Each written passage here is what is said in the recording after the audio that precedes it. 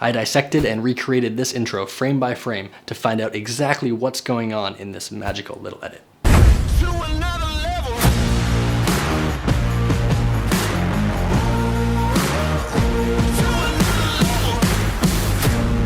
And here it is side by side to the original.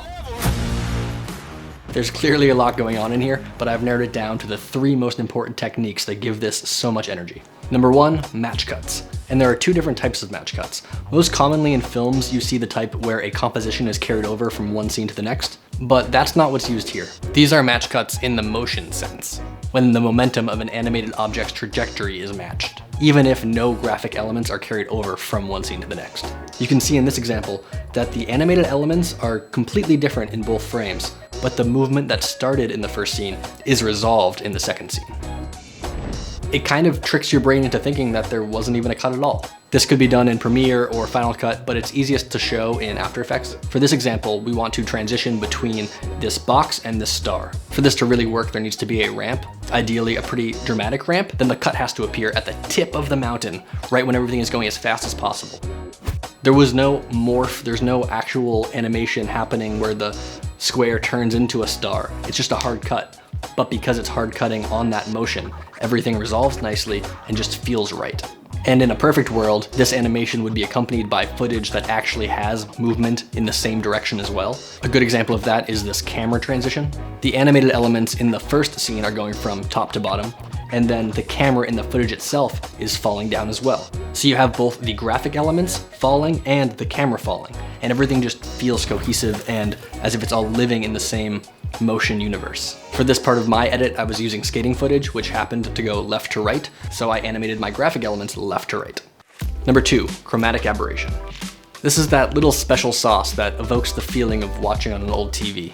Peter's edit uses it all over the place, but it's done fairly subtly. I kind of overdid it a tad on my edit. It was just really fun to play around with. You can do this in After Effects with the Shift Channels effect. Duplicate your footage 3 times so you have a red, green, and blue layer.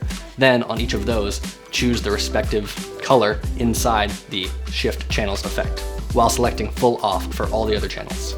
So now you have 3 layers of footage, each with just 1 color channel. Now the footage will just look like whatever the top color channel layer is, so we have to blend them with a blending mode. Simply add the Add blending mode to all 3, and you have your footage back. Now you can nudge any of these 3 channels off of their original position to get this look. The possibilities from here are endless. You could just nudge one channel up and one channel down throughout the entirety of the footage, or you could wiggle the individual channels with expressions. Or you could apply some optics compensation to kind of have it warp outward toward the edges and have a more subtle effect. Future Eric here in a voiceover. I realized that I never showed you the super easy way to do it inside of Premiere, which is to search for chromatic aberrations, apply it to your footage, and you can tweak each color channel with its individual slider in the effects controls panel. But by default, the effect is concentrated in the center of frame, so I would suggest inverting the fall off with this checkbox, and now you get that subtle, more Peter-like effect. You obviously have less control than you would inside of After Effects, but it's a nice turnkey solution that takes virtually no time at all. Lastly, number 3, the repeater. This allows you to get more complex animations that appear as if they took dozens of layers when they really only took 1 or 2. Peter's text could have been done with 6 or 7 text layers individually spaced apart, but with the repeater, you can repeat an element as many times as you want while keeping it within 1 layer. And it opens up the door to a ton of really cool animations within the transform properties of the repeater. I used it for all of these slanted rectangles and this text. However, the repeater does only work on objects, not text layers. So for this shot, I turned the text into a shape layer by right-clicking, create shapes from text, then deleting the text layer and adding the repeater to the new shape layer. Creating my version took a full day, somewhere between 8 and 10 hours for 10 seconds of video. So roughly 1 hour of work for every second of finished product.